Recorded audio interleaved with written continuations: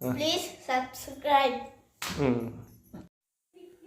ఫైనల్గా అయితే కనుక మనం సాయంత్రం 5 గంటలలోపు అనుకున్న సమయానికి దేవస్థానంలోకి అయితే వచ్చేస్తున్నాము. ఇదే నేను చెప్పిన చిన్న శబరిమల క్షేత్రం. నేనైతే కానీ ఏదో చిన్నగా ఉంటుంది దేవస్థానము అని అనుకున్నాను, కానీ ఏమాత్రం శబరిమలకి తీసిపోకున్నట్లుంది. మొత్తం అయితే 25 ఎకరాస్లో ఇది ఉందంట దేవస్థానము. పార్కింగే ఒక 2 ఎకరాస్ ఉంది. చూడవచ్చు ఇప్పుడు పార్కింగ్ ఏరియా మీరు చూస్తుంటే అదంతా మొత్తం గుడి పార్కింగ్ ఏరియా. దాదాపుగా ఇక్కడ రోజుకు 5,000 నుంచి 7-8,000 వరకు వస్తున్నారు అయ్యప్ప భక్తులు. శబరిమలకి యాత్ర ఎవరైతే చేయలేక ఇబ్బంది పడుతున్నారో ఆ భక్తులంతా కూడా అయ్యప్పలంతా ఇరుముడి తీసుకొని ఈ దేవస్థానానికి వచ్చి ఇక్కడే ఇరుముడి అయితే చెల్లించి వాళ్ళ మొక్కులు తీర్చుకొని వెళ్తున్నారు. మీరు ఇప్పుడు చూస్తున్నట్లయితే కానీ ఎక్కడెక్కడి నుంచినో అయ్యప్ప భక్తులు ఇరుముడి తీసుకొని ఈ దేవస్థానానికి రావడం చూస్తూ ఉన్నారు. అయ్యప్ప దేవస్థానం ఈ సైడ్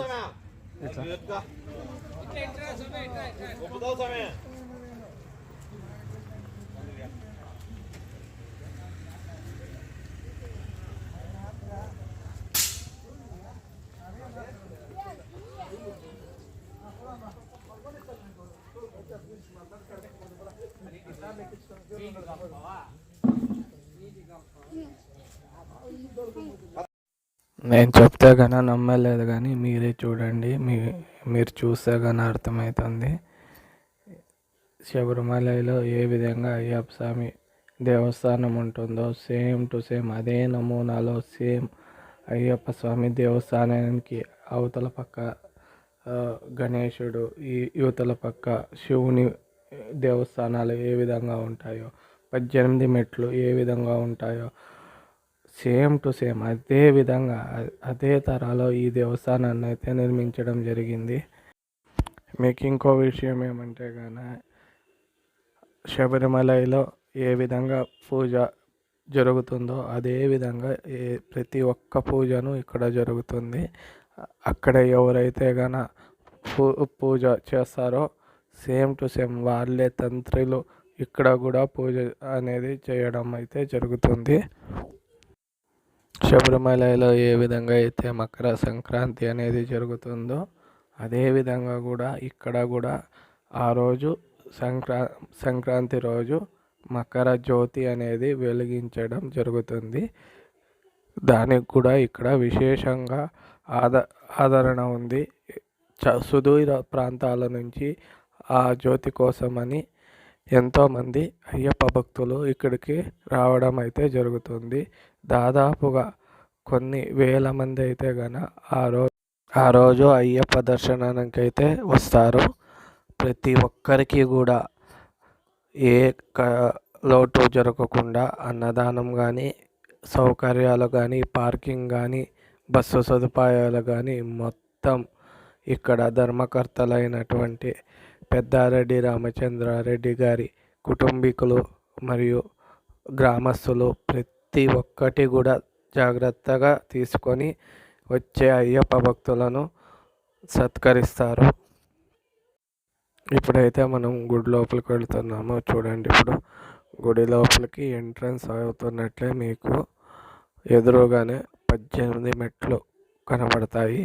మనకి ఎలాగైతే శబరిమలలో ఎంట్రీ అవుతున్నట్లే 18 మెట్లు అనేవి కనబడతాయో అదేవిధంగా ఈ గుడిలో కూడా మనం ఇరుముడి తీసుకొని వెళ్ళిన వెంటనే 18 మెట్ల దర్శనం అయితే జరుగుతుంది. ఇరుముడి ఉంటేనే ఆ మెట్లలో అనుమతిస్తారు.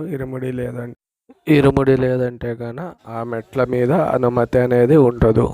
ఇలా అయితే గాన మనము అక్కడ పంపాలో అయితే స్నానం చేసి పవిత్రులయ్యి తర్వాత అయ్యప్ప స్వామి దర్శనానికి అయితే వెళ్తాము.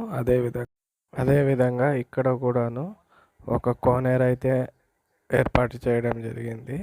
ఆ కోనేరులో మనం స్నానం చేసి ఇరుముడి ధారణ చేసిన తర్వాత మనమైతే గన అయ్యప్ప స్వామి దర్శనానికి ఆ 18 మెట్లను అధిరోహించి అక్కడికైతే వెళ్ళాల్సి ఉంటుంది.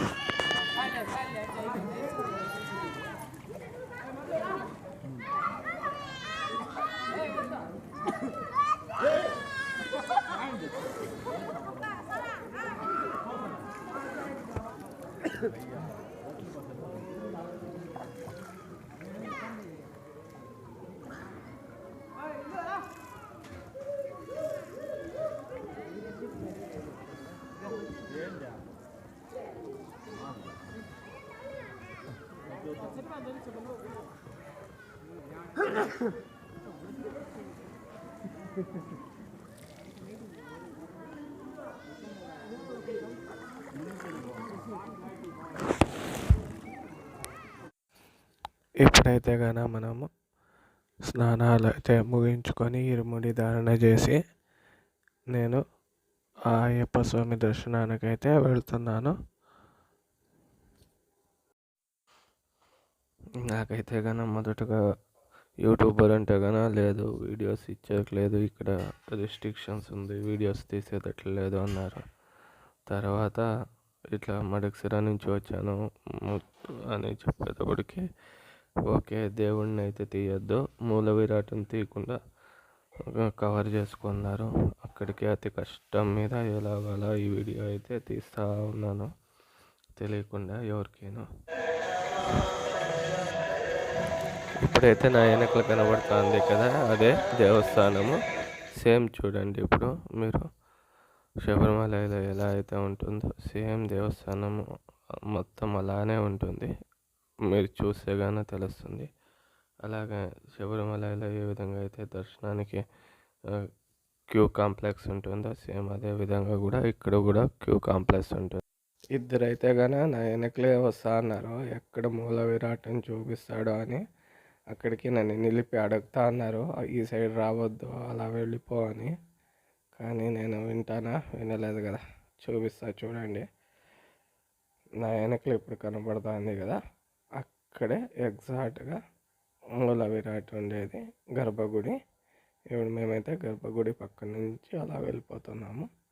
ఇప్పుడు చూసినారు కదా, ఇప్పుడైతే ఇక మనము 18 మెట్లు ఎక్కి ఇక్కడి నుంచి అలా గుడి లోపలికి వెళ్ళాలి. ఇప్పుడు నా వెనకలు ఉన్నాయి కదా, అవి 18 మెట్లు, ధ్వజస్తంభము. అలా స్ట్రైట్ వెళ్తే కనుక గుడి లోపలికి మూల విరాట్ అయ్యప్ప స్వామిని అయితే చూడవచ్చు. శబరిమలలో ఏ విధంగా అయితే అయ్యప్ప స్వామి విగ్రహం ఉంటుందో సేమ్ టు సేమ్ అలాగే ఉంటుంది.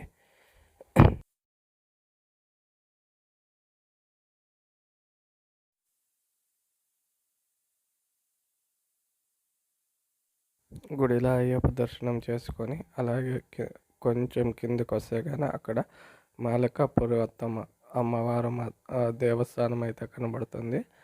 అక్కడ మనము కొబ్బరికాయ దొర్లించి శబరిమలలో మాదిరిగానే పూజలు చేసుకొని అక్కడి నుంచి కొంచెం కిందకు వస్తే కానీ అక్కడే ఇరుముడి అనేది మనకు గురుస్వాముల నుంచి ఇరుముడి అనేది ఇప్పి అందులో నేతి కొబ్బరికాయ మళ్ళా ప్రసాదము మనకైతే ఇవ్వడం జరుగుతుంది.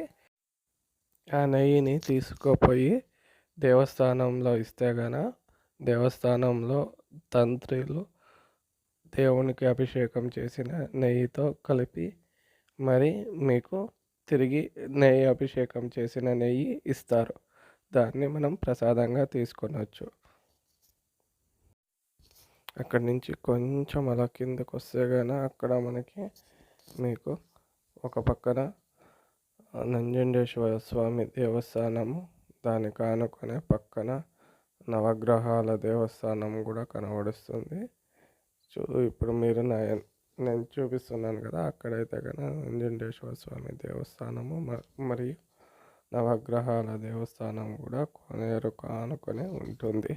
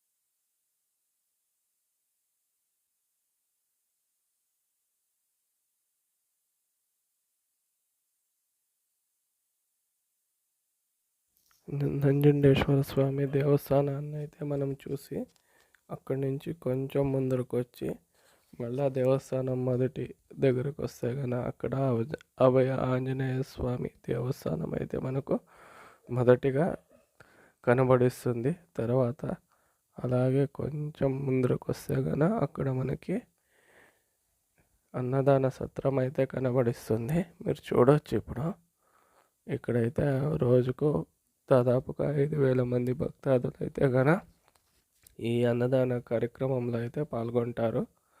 ఇప్పుడు మీరు చూస్తూ ఉండేది ఇక్కడ అన్నదాన కేంద్రము. మీరు చూసినట్లయితే ఇక్కడ మొత్తం లోకల్ అయ్యప్ప స్వాముల ఆధ్వర్యంలో ఇక్కడ అన్నదాన కేంద్రం అనేది పర్యవేక్షించబడుతుంటుంది. ఎందుకంటే కనుక ఇక్కడ లోకల్ అయ్యప్ప స్వాములు బయట నుంచి వచ్చే అయ్యప్ప స్వాములకు ఏ ఇబ్బంది కలగకుండా చూస్తూ ఉంటారు.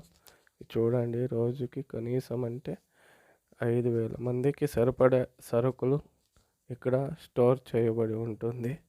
అలాగే చాలామంది ఇక్కడ అయ్యప్ప స్వాముల కోసం అయితే కనుక స్వచ్ఛందంగా పనిచేస్తూ ఉంటారు.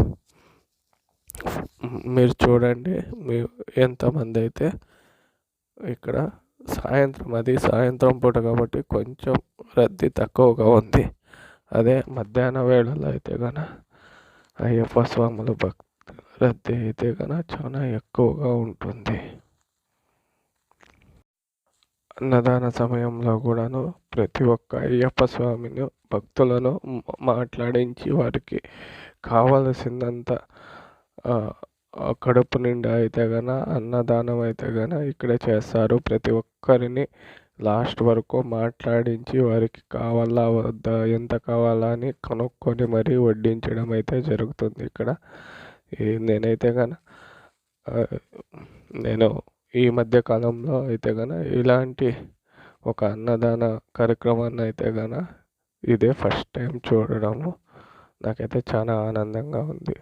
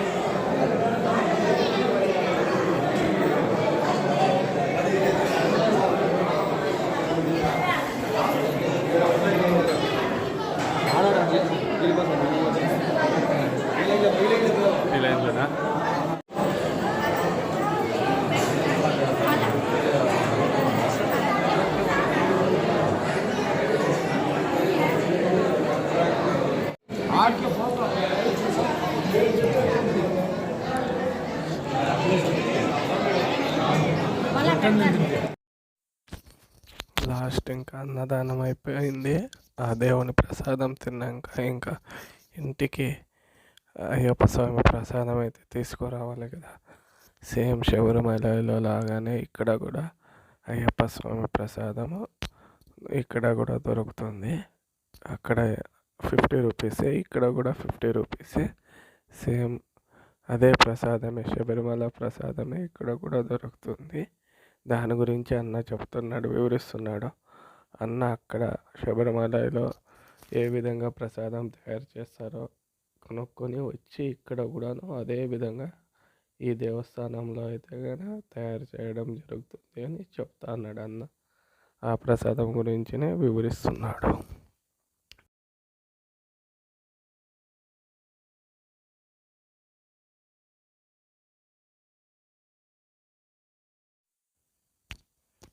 నెక్స్ట్ అయితే అయ్యప్ప స్వామి దర్శనం అయినాక నైట్ 8:30కి అయితే అక్కడి నుంచి బయలుదేరిన. సదం నుంచి 8:30కి బయలుదేరితే 9:30కి అంతా పీలేరులో ఇంకా హిందూపూర్ బస్ అయితే వచ్చింది. 11:30కి ఇంకా బస్ ఎక్కి అనుకుంటే పొద్దున్నే 4:30-5 గంటలకి హిందూపూర్.